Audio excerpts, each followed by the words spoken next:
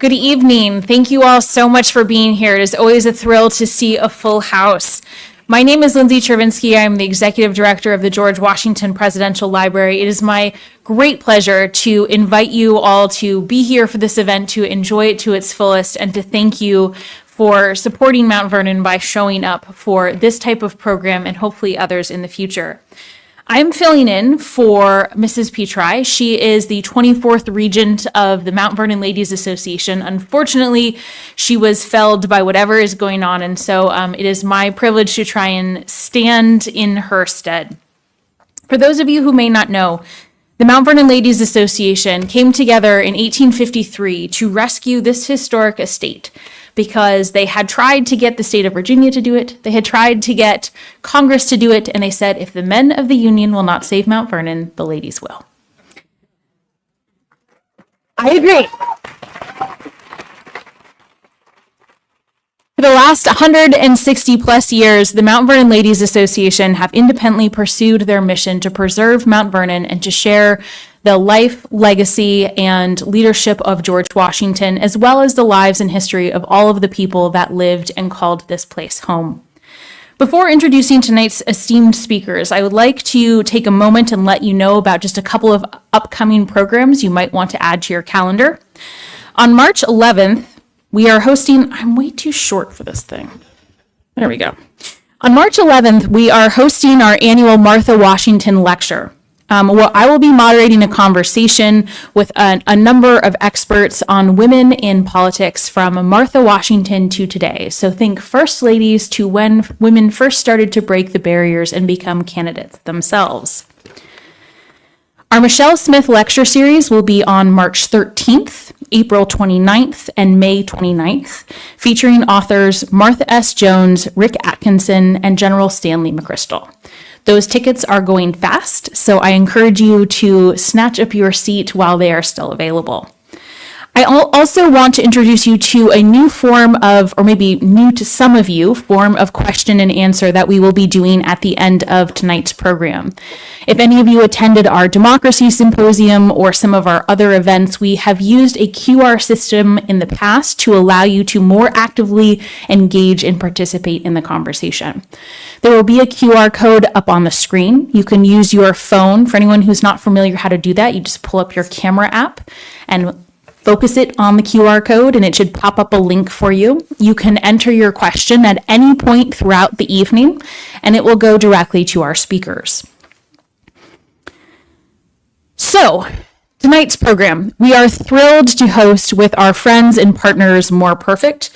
More Perfect is a nonpartisan initiative that is dedicated to engaging institutions and Americans in protecting and renewing American democracy. It is working to make progress on what they have considered to be 5 essential goals of democracy: universal civic learning, which we obviously applaud here at Mount Vernon, national service and volunteering, bridging divides, trusted elections and more representative and responsive governance, and access to trusted news and information. For those of you who are here for our founding debates event in the fall, that was also part of our More Perfect partnership. And we had a series of conversations prior to that event that focused on some of the initiatives that the various partner institutions were engaging to try and pursue these stronger ways to get to an American democracy. We had a wonderful session today where we received updates on these projects. It was very inspirational, and the community, I think, was essential to trying to pursue and inspire continued work. We are very grateful that they want to be here to do that work, that they include Mount Vernon in these efforts, and we are enthusiastic about participating in the future. Now, for tonight's speakers. I'm going to introduce both, and then David Brooks will be giving short remarks, and then Judy Woodruff will join him in conversation, but I don't want to interrupt their flow, so I'm going to do both introductions to begin. David Brooks is one of our nation's leading writers and commentators. He is an op-ed columnist for the New York Times, a writer for The Atlantic, and appears regularly on PBS NewsHour. He is the best-selling author of a large number of books, including The Second Mountain, The Road to Character, The Social Animal, and most recently, How to Know a Person, which is available for sale outside. He has been awarded more than 30 honorary degrees and is a member of the American Academy of Arts and Sciences. He was a senior fellow at Yale's Jackson Institute and currently serves as the chair of WEAVE, the Social Fabric Project at the Aspen Institute in Washington, D.C. He will be joined by Judy Woodruff, who is a senior correspondent and the former anchor and managing editor of the PBS NewsHour. She has covered politics and other news for 5 decades at NBC, CNN, and PBS. She is the founding co-chair of the International Women's Media Foundation, an organization dedicated to promoting and encouraging women in journalism and communication industries worldwide.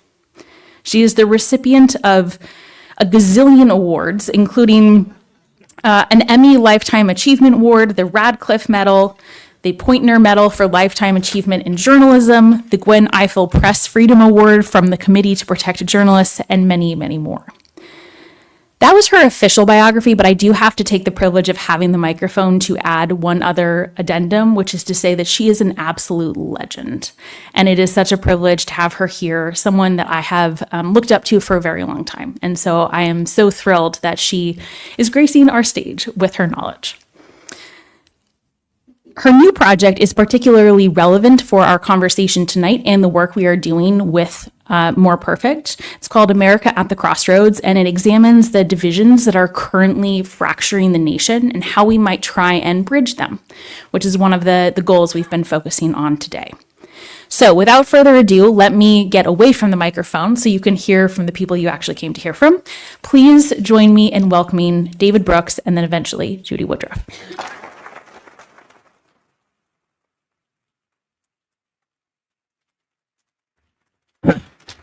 Thank you. It's a pleasure for me to be here. My wife and I take a bike ride from our home on Capitol Hill here every year. So this is the first time in about 20 years I've been here in long pants. It's actually a hard bike ride to get here. I'm happy to be back here. I'm happy to be back in a presidential facility. For some reason, no rational reason, I thought I was walking down here, my favorite piece of sports and presidential trivia. And I'm going to ask you the question, and then later in the evening I'll answer it, and you can think about it in the meantime. It is name the 5 schools that have produced a U.S. president and a Super Bowl winning quarterback in American history. George Washington is not related because he didn't go to university, but you can think about that. I'm going to try to offer some hope and uplift. And I'm known around the Times as the unrealistic, idealistic one. And so I'm going to try at that in these 5 minutes here. First, let me talk about where we are. I was at a conference, a mostly conservative conference in London last week called ARC.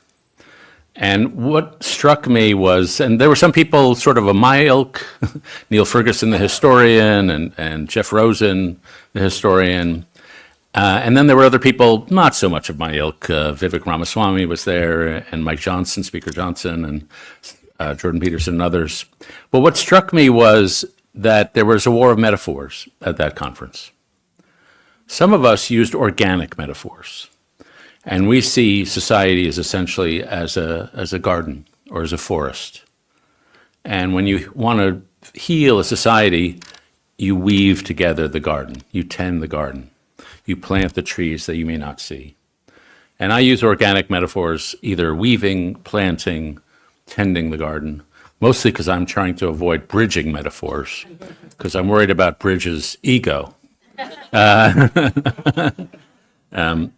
Other people used military metaphors that were in a battle of civilization, and a number of them talked about the Lord of the Rings and the end epic battle there between, I can't remember the character, Sauron or somebody like that, and all those ugly orcs.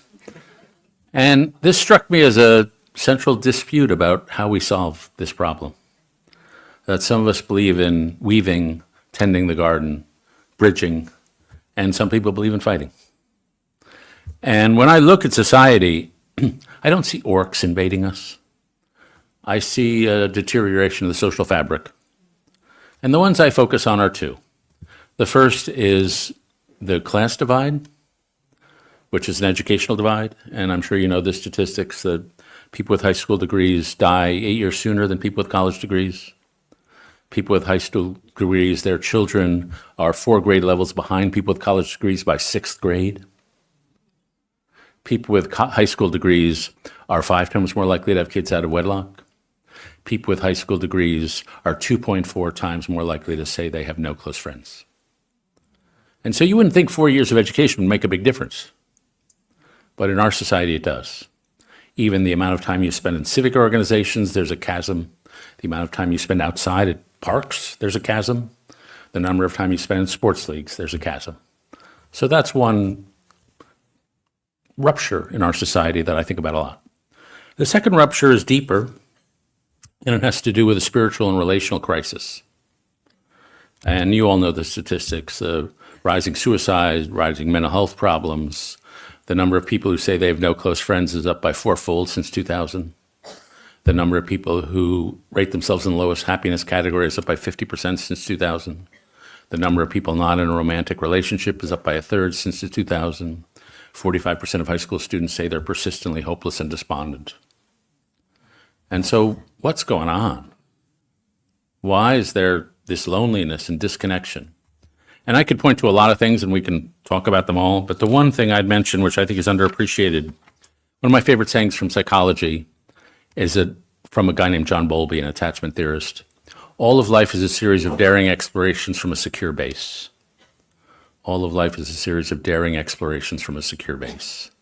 And for most of us, our secure base is in the form of family, a secure attachment to mom or dad, but it's also to community and our towns. But more elusively, but I think importantly, it's to a sense that we have a shared moral order. George Marsden, the great historian, said of Martin Luther King that what gave his rhetoric such power was the sense that right and wrong was written into the fabric of the universe.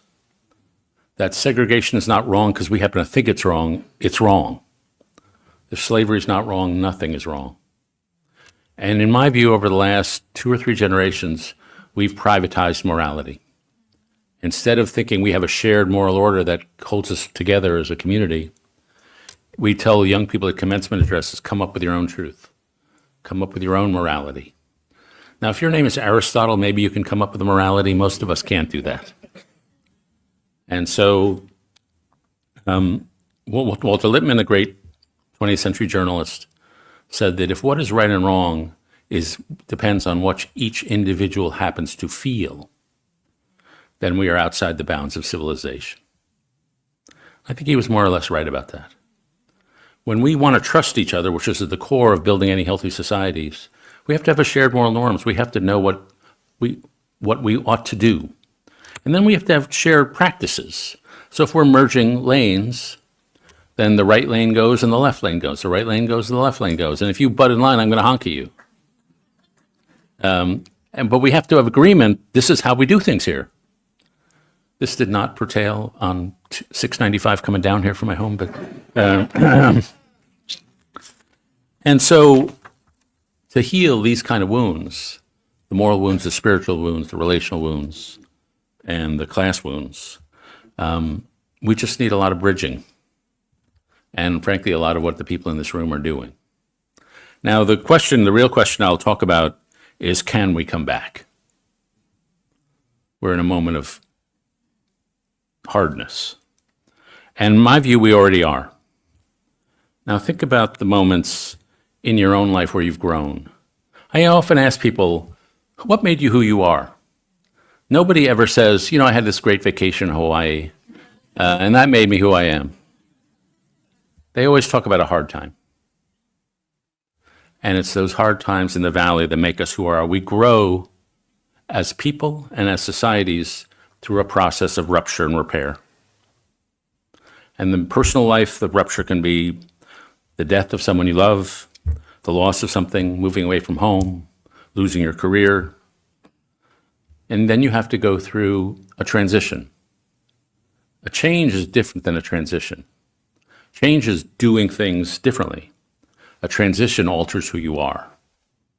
And a transition has 3 phases. There's saying goodbye to the old. There's the moment in the wilderness where you have no idea what you're doing. And then slowly there's the congealing of the new order. Now, in my own personal life, went through a hard time in 2013. I went through a divorce. My kids were going away to college, which was a betrayal of me. And I was lonely, but I ran across a quote from a theologian named Paul Tillich, who said that moments of suffering interrupt your life and they remind you you're not the person you thought you were. He wrote, they carve through what you thought was the floor of the basement of your soul and reveal a cavity below.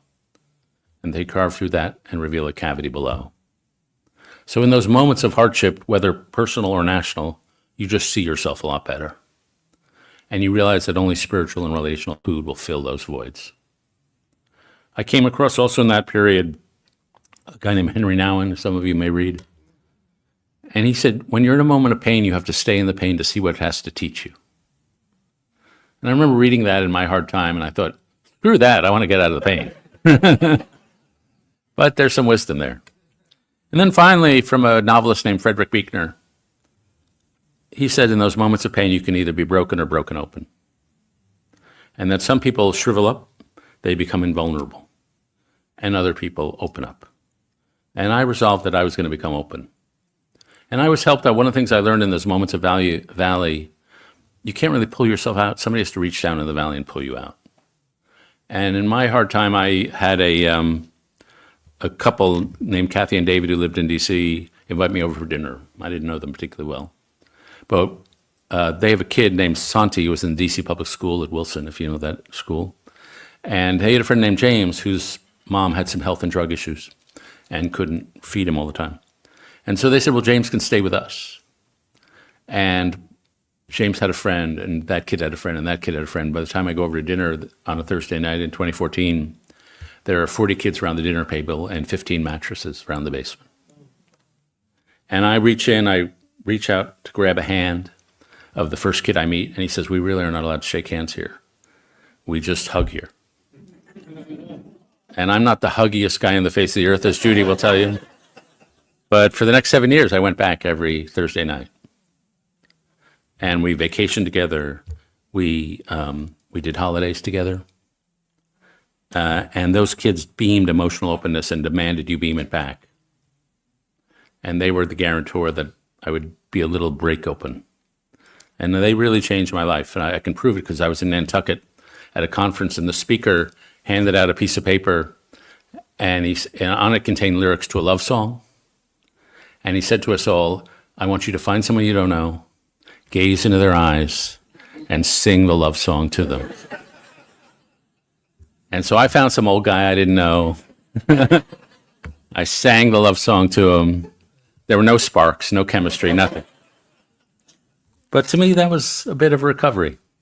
It's a sign that no matter how old you are, you can change. So can societies do that?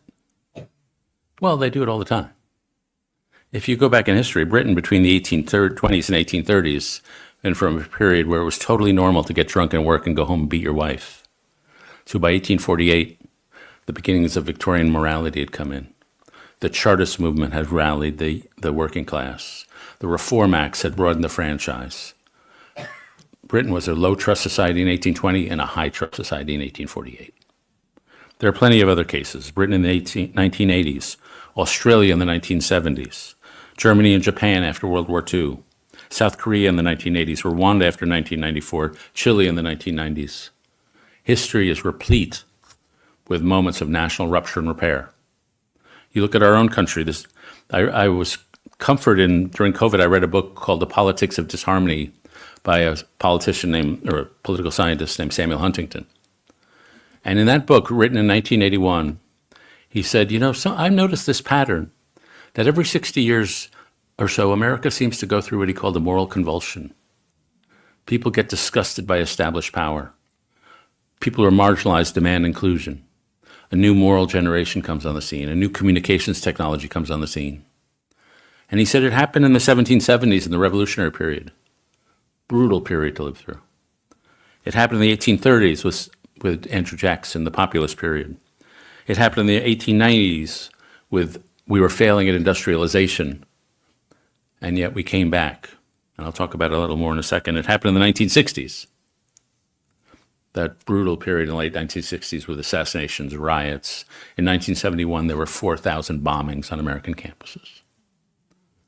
And writing in 1981, he says, I don't know if I believe in 60-year cycles, but if it happens, around 2020, America will go through another moral convulsion.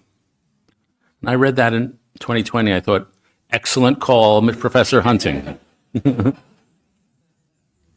And the point is, we always come back. And I'll just talk about the 1890s as a model.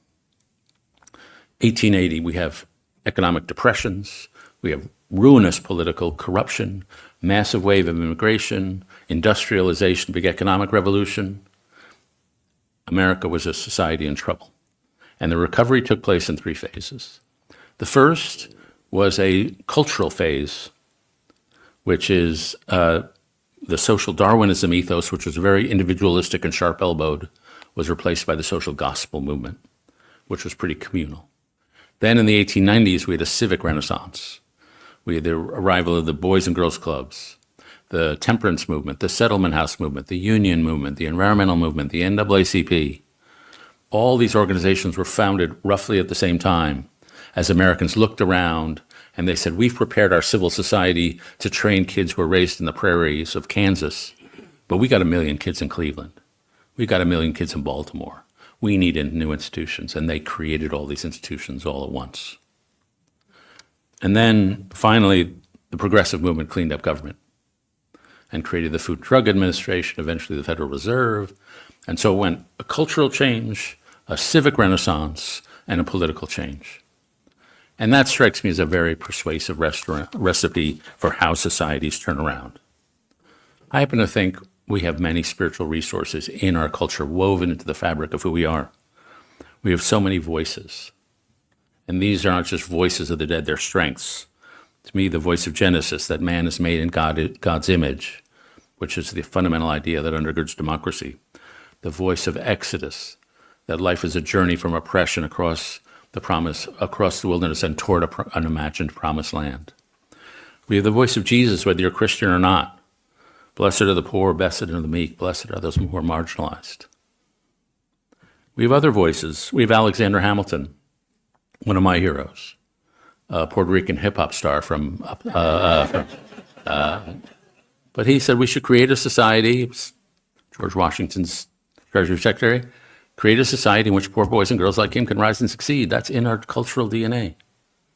We have the voice of Edmund Burke, my other hero, Irish statesman, that change is constant, but it's really complicated, so we should be cautious and incremental. He said you should operate on your society the way you would operate on your father, not through disruption, but constant incremental change. We have the voice of John Stuart Mill, the founder of our liberal tradition, that we should have a pluralism in our society so life can be an adventure in living, as he put it. And mostly we have to shift culture. We've had 60 years of a pretty individualistic culture. We've sort of run out the course on that. And now I think we're having a big fight about what kind of communities we want. The social justice movement, whether you like it or not, it was a form of community. MAGA, whether you like it or not, is a form of community. We're having an argument about what kind of community we want to have. And that's part of the process of rupture and repair. We're feeling our way. Cultural change works very differently than political change because it's about a renovation of the heart. Culture changes when a small group of people find a better way to live and the rest of us copy. Think of the early church. Think of all the social movements. People look, I run this thing called Weave, which Judy knows about. And basically we go to towns and say, who's trusted here? And people give us names. And there's a woman named Sarah Atkins, who I met in Central Ohio, who had the worst thing that happened to her could happen to a person. She came home after antiquing with her mom one day, and her husband had killed their kids and himself. And it was a riveting and really horrific day, a valuable day, to sit with her as she talked through that process. She now runs a foundation for women who've suffered domestic violence. She has another organization that helps clean up crime scenes so the families don't have to clean up the blood. She has a free pharmacy, and she teaches at the community college. She said, he tried to screw me. I'm going to make a difference in the world. And it's people like her. Not everybody has this kind of horrific experience, but these people are everywhere. We ran into a woman in Florida, and she was helping kids leave the elementary school after school. And we asked her, do you have time to volunteer in your neighborhood? And she said, no, I have no time. We said, are you getting paid for this? And she said, no, but on the afternoons, I help the kids leave school. And we said, what do you do the rest of the day? And she said, well, on Thursdays, I take food to the hospital, so they'll have some nice food to eat. And we said, do you have time to volunteer in your neighborhood? And she said, no, I have no time. She didn't see it as volunteering. To her, that was just neighboring. And finally, I'll mention a friend that Judy and I shared, which is about moral reform and moral formation. We worked with a guy named Jim Lehrer. And for those of you who saw Jim on the news, he was pretty reticent, but in person, he was not that reticent. And when I would speak to him in my first 10 years of being a pundit, and I said something Jim liked, I could see his eyes crinkle with pleasure. When I said something he thought was crass, I could see his mouth turn down with displeasure. And so for 10 years, I just tried to chase the eye crinkle and avoid the mouth. And Jim never had to say anything to me about, but with those little gestures, he communicated, this is how we do things at the NewsHour. He created a moral ecology. And Jim has been gone, I don't know how many years, 7, maybe 5. And he communicated that to all of us. And so in my view, the Jim Lehrer moral ecology lives on. And that's how you create a society where moral repair happens, through the smallest gesture. And so we've been through this so many times. We'll get through it again. And I thank you for your work in contributing to that. And I'll just close by answering my own trivia question. Stanford University, John Elway and Herbert Hoover. The University of Michigan, Tom Brady and Gerald Ford. The Naval Academy, Jimmy Carter and Roger Staubach. The University of Delaware, Joe Flacco of the Baltimore Ravens and Joe Biden. And the one nobody gets, Miami of Ohio, Ben Roethlisberger of the Pittsburgh Steelers and President Garfield. So there you have it. Go ahead. Okay.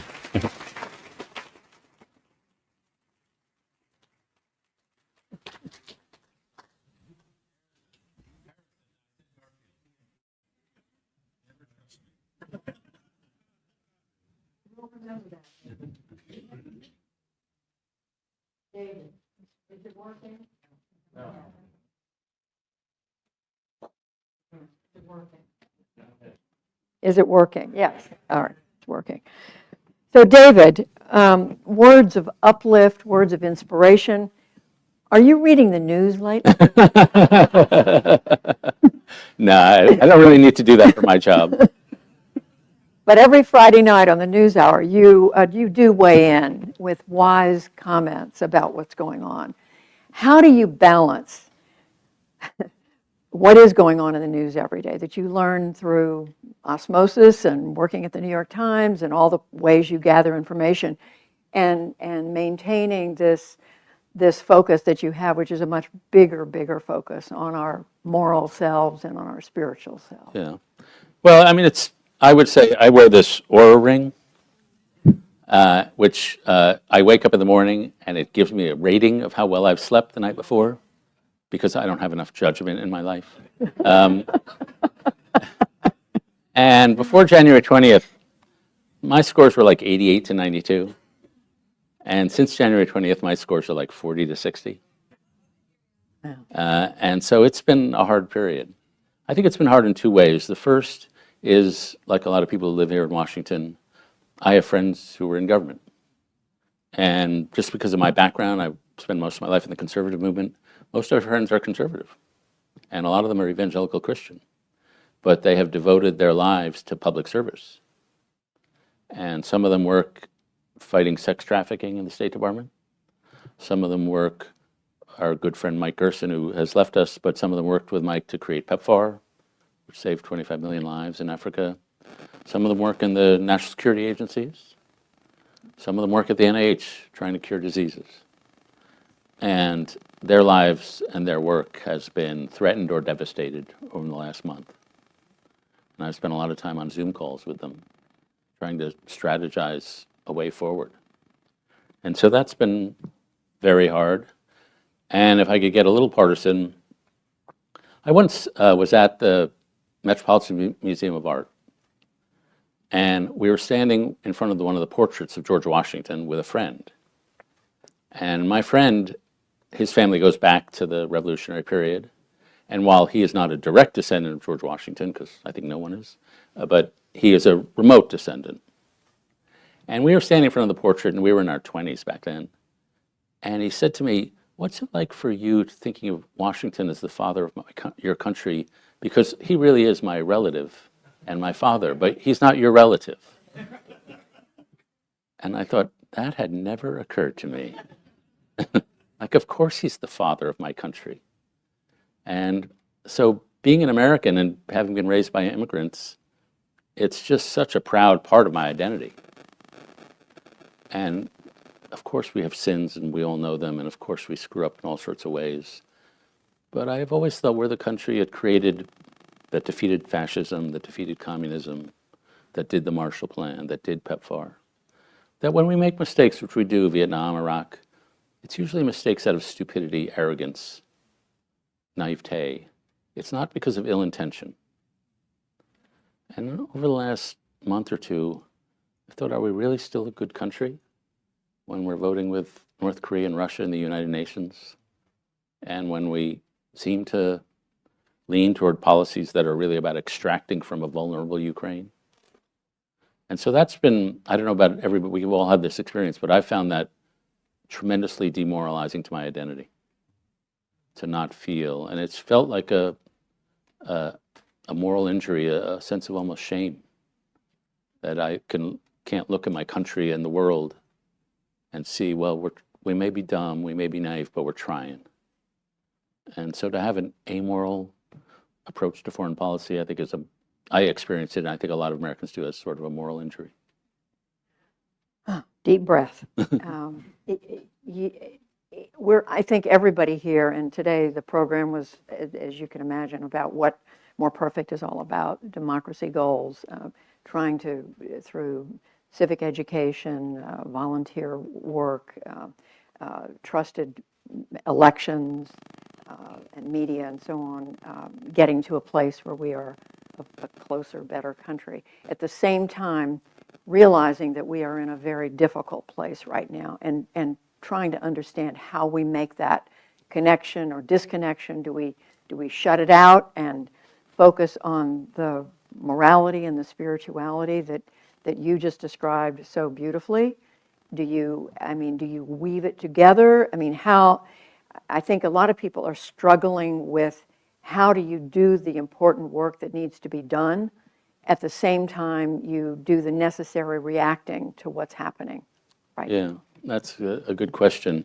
I'm guided by a sentence from the late senator from New York, Daniel Patrick Moynihan, who said that the central conservative truth is that culture matters most, and the central liberal truth is that government can change culture. And so to me, focusing on the doings, the people we talk to when we go on our travels, like the doings of people who are working at the civic level and at the local level. To me, the big problem, the big social number to pay attention to is social trust. And there are two kinds of trust. There's institutional trust. Do you trust your institutions? And we've gone from about 70 or 80% trust in institutions to about 16.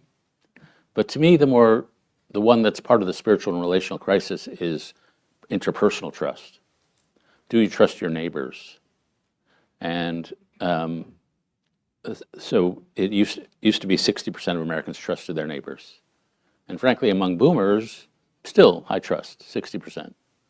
But among millennial and Gen Z, it's 19%. The younger you go, the more distrusting people are. And I teach college, so I ask my students, why are you guys so distrusting? And the other number that gets me is, if you ask people, do you agree with this statement? Most people are selfish and out to get you. 71% of Gen Z say, yeah, I agree with that. Imagine going through your life thinking, I'm in a room full of people that most of them are selfish enough to get me. And so when I ask my students, what's the root of all this? Some of it is the things you would assume, the financial crisis, Iraq, the elections of the last 8 years. And so those are, I understand, but one of my students said, have you seen our social lives?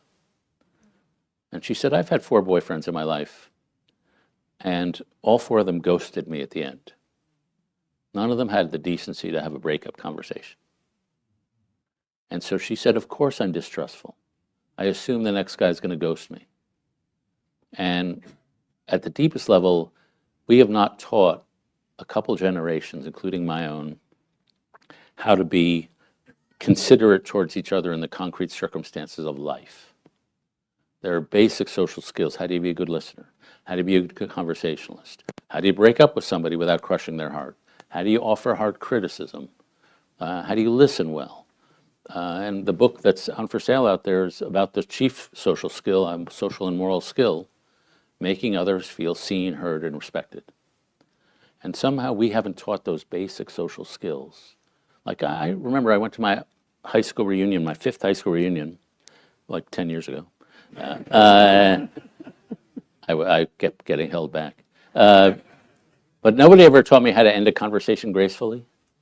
So my only move was to say, oh, I'm going to go to the bar and get another drink. So 20 minutes into my high school reunion, I'm so drunk. I've had like 6 drinks. So when I think of repair, I think of it at the micro level first. Yeah. Just like, how do we interrelate to each other? Do we have social skills? Then I think of it at the civic level, what the lady helping the kids across the street did, or what Sarah Atkins, the woman. And then I think of it at the political level. And I put them in those orders of priority. So there's a lot of political noise that comes at us. And, you know, we think about politics a lot. But I do think, as Moynihan said, that politics is downstream from culture. And if the repair that's going to come is going to come mostly from the bottom up at first. And there's a phrase in the book of Job, and the sparks fly upwards. And if you look at periods where we did repair, like the 1890s, it was bottom up at first, and then eventually it was top down. But it's very hard to build a healthy politics on a sick society. And so the repair has to be at the social and relational fabric. So that's where I put my priority. The spark, I know, resonates with everybody here. David, you did talk about it in your remarks, but the Weave project, doing that ground level work in the community. First of all, how do you pick where you're going to work, and and you said you go into a community and you ask who do people trust here? Was that the question? Who's trusted here? Who do you trust? How does that work? I mean, take us inside that process. Yeah, it's well, we started like journalism. We just land at a place where I know somebody. And it could be McCook, Nebraska. It could be Wilkes, North Carolina. It could be Baltimore. It could be Chicago. And sometimes we go to the local newspaper, say who's trusted here. Sometimes we'll go to a pastor, say who's trusted here. Sometimes we'll just go to an organization. And that within 2 hours, you've got 75 names. And a lot of people name the same people. Like, I have a friend in Capitol Hill here who says, I practice aggressive friendship. And she's got no organization, no nonprofit. But she just hosts the block party. And so she's a trust builder, because she just, like, we're going to get together, it's going to be at her house, and she's going to do all the inviting. Some people, it's more formal.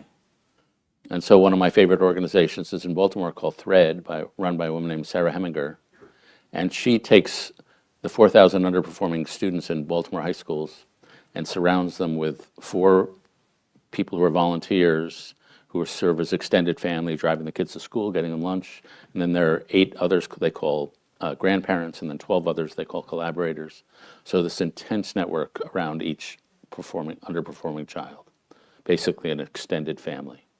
And a lot of these kids have been betrayed all their life. And so, but the rule in Thread is there's no exit. It's like family, you can't leave. And so if the kid rejects you and slams the door in your face when you show up at his house, you keep coming back day after day, absent a court order.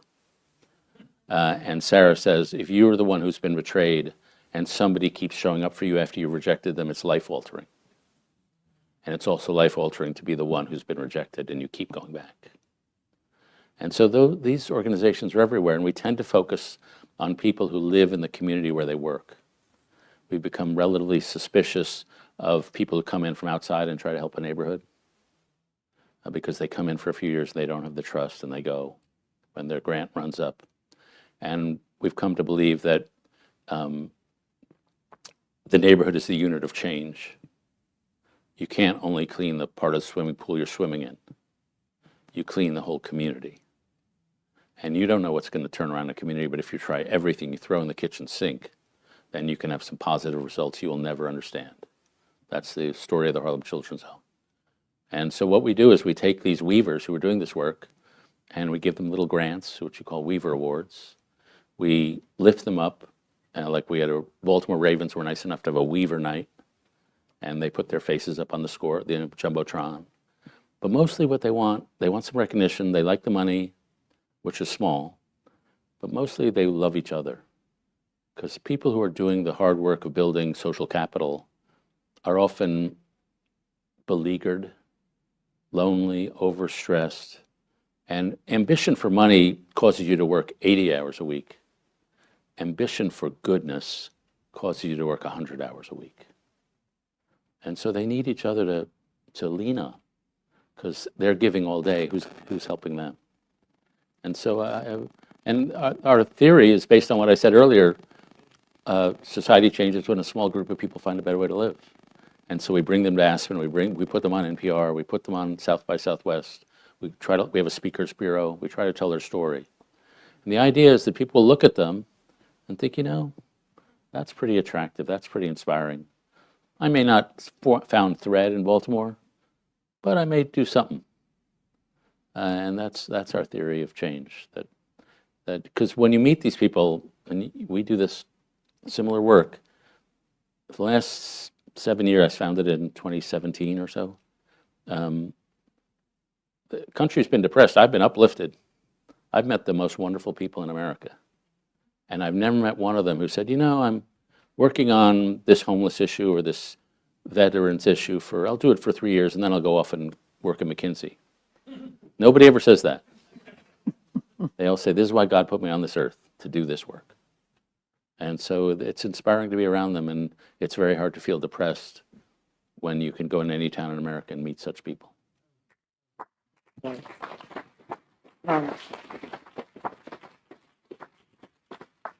As I think you know, David, I've been traveling around the country too as part of this America at a Crossroads project, looking at communities and how people are affected by division, and so often, and this year, looking for ways people are trying to come together.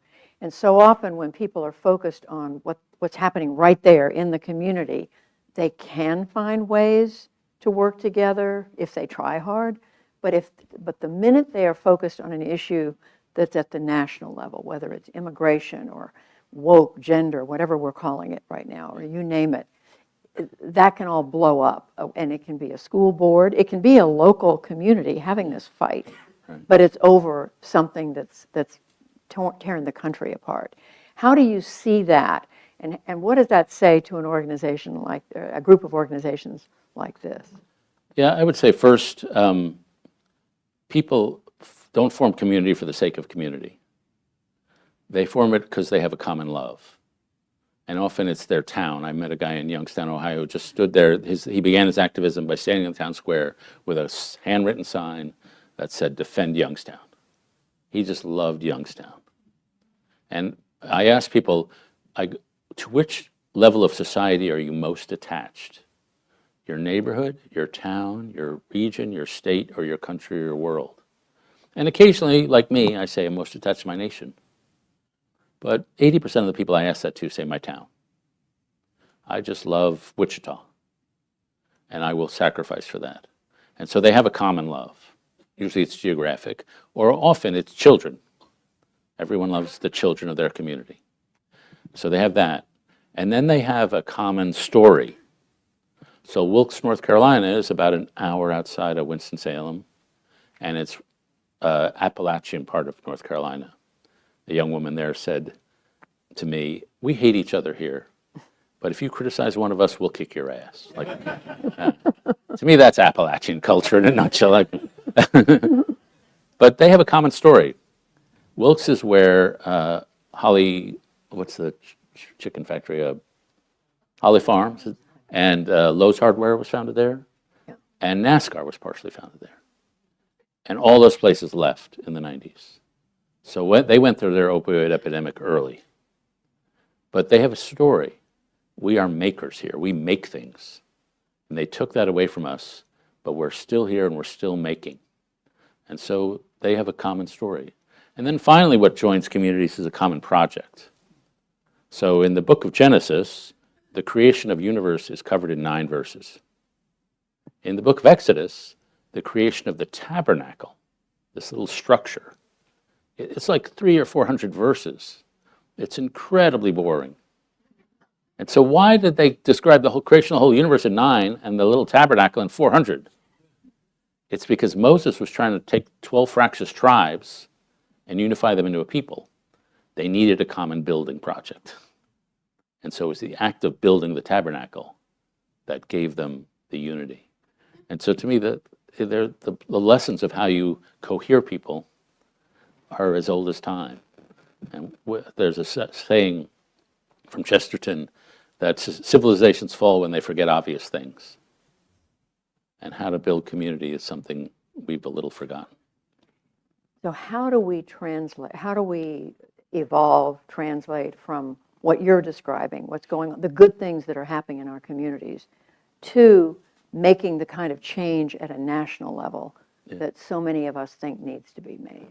Yeah, it's really hard to try, and I grant this, hard to reweave society from the ground up when people are shredding it from the top down.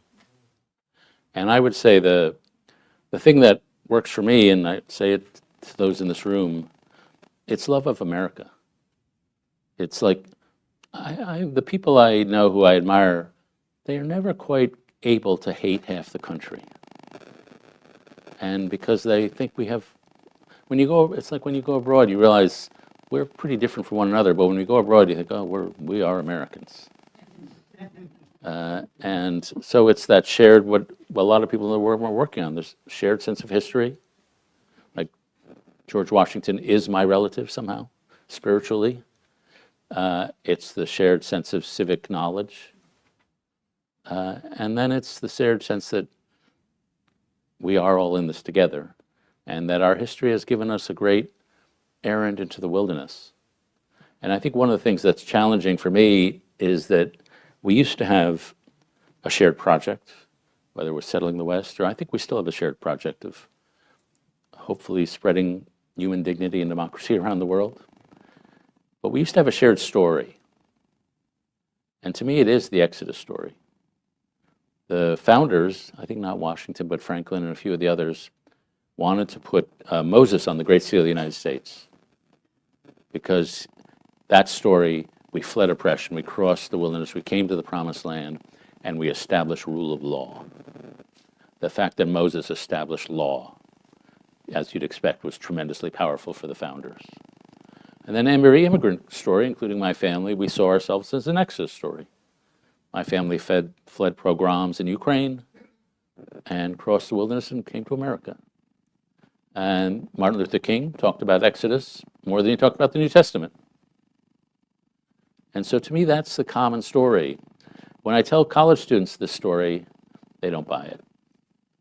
They say, this is not the Promised Land. And so then I think, well, I can't persuade you to accept a story you're not going to accept. So then I point to Lincoln's second inaugural, which is a different kind of story, a redemption story. And that story is we are founder or inheritors of a great experiment. We've screwed it up in a zillion ways, but we're still got the experiment to work on. And if you look at Lincoln's second inaugural, the key words there are our, us. Slavery is not a Southern problem, it's an American problem. The wages of sin will be paid by all of us. And so that's a redemptive story. And I'm hopeful that we can find a similar redemptive story. There's a guy named Dan McAdams, who's a psychologist at Northwestern, who went around, what he does is he asks people their life story. he studies how do people narrate their lives. And it's actually interesting because he'll bring them into his office and he'll spend 4 hours asking them, what's the high points of your life, the low points of your life, the turning points of your life? And after 4 hours, he gives them a check to compensate them for their time. And half of them push back the check and say, I don't want your money. This has been one of the best afternoons of my life. No one has ever asked me my story. But he wrote a book called The Redemptive Self. And he said, people, when they tell their life story, tell a redemption story, which I did up there about 2013. My life was going okay. It got hit, and I came back better. That's redemption. And so he published this book, The Redemptive Self. And then he went around the world giving a lecture tour about the book. And in America, it all went great. When he went to any other country, he'd said, we all tell redemption stories. And the audience were like, Americans tell redemption stories. We don't tell redemption stories.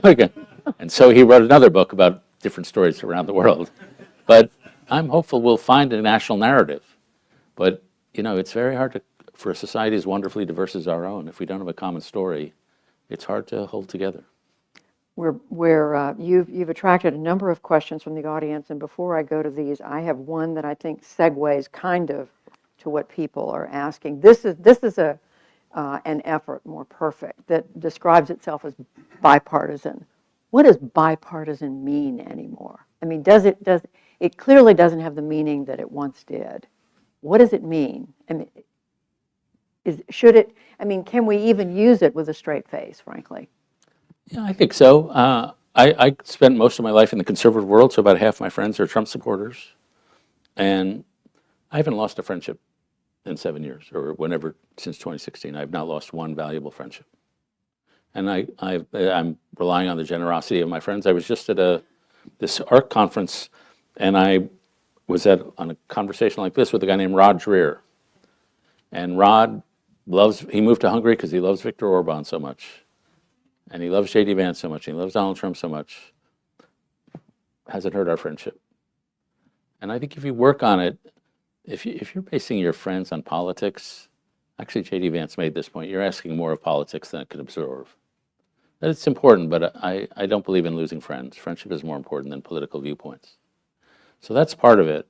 But then I think bipartisanship is not only staying friends, it's having the civic architecture and frankly, the technology of convening so that the different members of the parties in Washington in particular will actually understand each other. And I've run across a lot of groups that work on that. And one of them called Civity, and they take state legislators from both parties and they give them Post-it notes and a big whiteboard, and it says 25, 30, 35, 40, 45. And you have to write, what were you doing at each age? And it turns out, because they're all politicians, they were doing roughly the same thing. They were going to law school here, they were running for this or there, and when they see their common life trajectory, they think, oh, we not only have different identities, we have a shared identity. And it helps them. And then I'm sure a lot of people in this room in particular know about Better Angels or Braver Angels, I forgot what they call themselves now. And they go into a town, they look at social media, they find the extremists, they bring them together for a weekend, and they do things that are smart. They say, if you're red and I'm blue, and Braver Angels is one of the few bridging organizations that actually has Republicans in it. Most bridging organizations are progressives talking to other progressives about why they should be bridgers. But in this one, if you're red and I'm blue, they ask, why don't you tell me the stereotypes you think I have about you? That way you get them on the ground, but in a non-accusatory way. And then they found, which is counterintuitive to me, that one of the ways you get people to talk to each other is have them debate. Have them debate Oxford style, so you don't argue with each other, you argue to the chair. And it turns out if we debate, then we're talking about substance, not just what we think of each other. And it turns out you actually bring people together. And at a Braver Angels weekend, people will say, well, of course, we came together because we're the moderate ones. And the Braver Angels people say, no, you're the crazy ones. You are the extremists. So it's really hard to hate people up close. And, the elemental fact, I forget which sociologist, this was like 7 years ago, contact theory. You bring people together, you have them have a drink together. It's hard to hate people up close. Stephen Keat asks or says, I'm not optimistic. I'm concerned that we will no longer have free elections or other constitutional rights. Why am I wrong? You might be right. But I would say, just in one measure, the court system, Trump-appointed judges over the last X number of years have done their job, pretty much. He did not win the 2020 challenges. They've done their job. The military, I can't tell you how much every military person I've ever met wants to stay out of politics. They're going to do their job. And I don't know what will happen to the civil service, but I think the people I know who are in there are hanging in there. And, a lot of people I know who are threatened and are terrified. As I say, they're conservatives. They just don't like the idea of the Doge boys having access to the nuclear codes. Like, I don't know why that would bother them. But so I just have basic faith in the institutions. And political grounds, here's what I think is going to happen.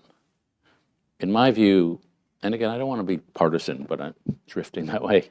In my view, the Trump administration has set the world land speed record for overreading their mandate. In my view, a lot of things that have happened already are Americans don't like chaos. And when I would not have expected that our withdrawal from Afghanistan would hurt Joe Biden as much as it did, but Americans don't like the sense of chaos. They want to have a sense somebody's in control here. And I think a lot of the chaos is going to upset people. And then if you look at the economic numbers, there's warning lights all over the place all of a sudden. Walmart is reporting low sales. They're being downgraded. And then inflation is ticking up. And if we actually impose tariffs, inflation will tick up more. If Trump passes a $4.5 unpaid for $1 trillion tax cut, inflation will tick up more. These, in my view, are just laws of economics. And so I think we're at the first burst high water mark of the Trump presidency. And my theory is that he, like all politicians, loves his popularity more than any specific idea. And if something is hurting his popularity, he will U-turn on it, as he already done to the freeze on federal spending, as he did when they accidentally fired the people who run the nuclear system. And so I think like any administration, there'll be decay. The first Trump term, I knew a lot of people who worked in it. It was not a happy place to work. I had a dinner party, my wife and I, in the first term, and we had a couple couples, or maybe three, who had served in the Obama administration, and three who had served in the Trump administration. And there was one poignant moment when a woman who served in the Trump administration, who'd come up here from Texas to serve in the Department of Energy, turned to the Obama folks and said, "Did you guys have camaraderie in your White House?" And every administration I've covered, you know this, of course they have camaraderie. They have their band of brothers in there. They're working 18 hours a day. They're like, yeah, we are in it. And Obama people said, yeah, we had intense camaraderie. And this young woman from the Department of Energy said, we don't have any of that. And so that's just a hard way to run an administration.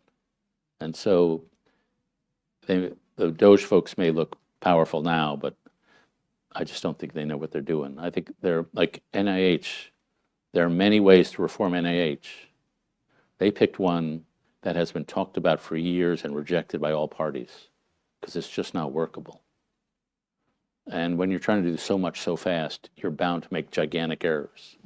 So in my view, there will be decay within the administration that'll make it less powerful. And then for those of us who want every administration to succeed, adjustments. Here's another easy one. Who was President Harrison?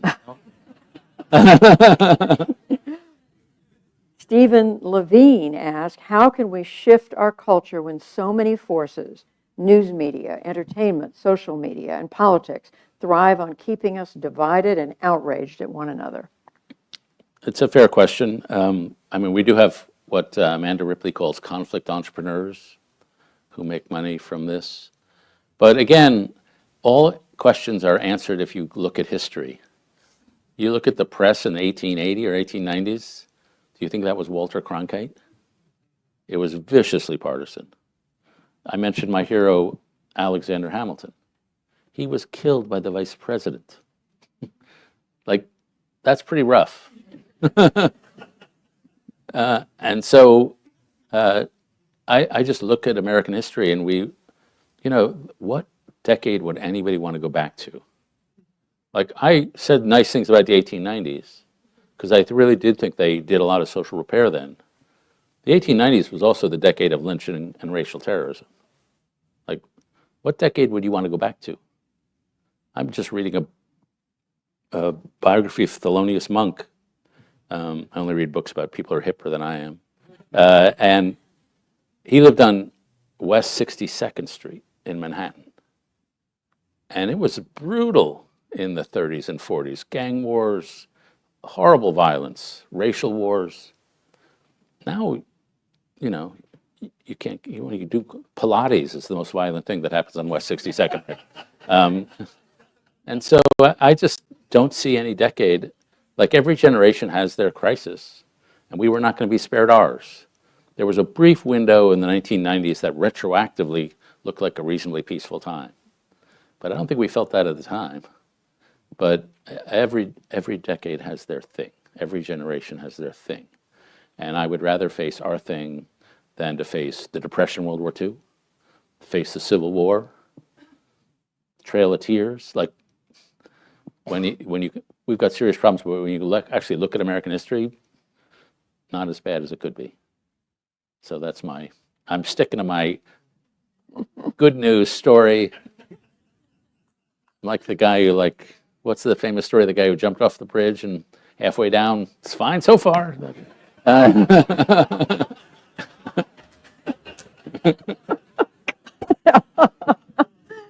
I'm tempted to leave it there, but all right, I think we're almost over. I think we have time. I just want to wrap up kind of what several really great questions are here. And what do you have to say to this extraordinary group of citizens here who are trying to do the right thing, trying to keep our country strong, make it strong, and especially as we head into our 250th next year? What should we focus on? I know it's what your remarks have been on and what you've been talking about, but if you could give us one additional piece of advice, what would it be? One of the things is we've reached a moment of high negative emotionality in the country. So there's a thing called Google Ngrams that measures the words used in all the magazines, books, and newspapers at a given time. And you can do these studies all the way back to the 1850s. And through most of American history, positive emotions in our public media vastly outweighed negative emotions. It was like 70% positive. And that's true through the Civil War, through World War I, through the Depression. And then in 2010, it collapses. And we are in the most negative public conversation of any time in American history since 1850. And we've learned in our business, not so much at the NewsHour, but at lower places, that we can generate clicks with fear and anger. And so the number of headlines trying to generate fear and anger has gone up by 200% since, I think, 2010. And so a lot of the mood is just negative because we've been so reinforced. I read a story in Vox, and it was a story about a bunch of books apparently about motherhood are coming out that are very negative. There are books called like Mom Rage and Screaming on the Inside. And the reporter was interviewing a bunch of moms about why are these books so downbeat about motherhood. And the reporter says, at many of my interviews, the woman I was interviewing pulled me aside privately and said, this is not on the record, but I want you to know, I kind of like being a mom. I love my kids, my partner's pretty fair. But if you get to a point where you can't admit that motherhood is okay, you're in a really pessimistic culture. And so to me, a lot of it is the negative valence. And what I would say to the people here is just be not afraid. Because we travel and interview people, and going on the road, you do it. I mentioned the bridge. I had to, for tax reasons, I had to count up the number of days last year I spent in a hotel room, and it was 220 nights a year. Like, it's not a good way to live, but it does cheer you up about the country. Because in red or blue, they want unity, they want to live decency, and the number of people who are really there to destroy is maybe 6% on either end. That's my experience. And that story by a group called More in Common that talked about the exhausted majority. I don't know about you, I see them every day. Yeah. And so there's a good decency in the country, in all parts of the country. And so I think the foundations are still there. We've got problems at the top and on the extremes. A wonderful note to end on. David Brooks, thank you. Thank you.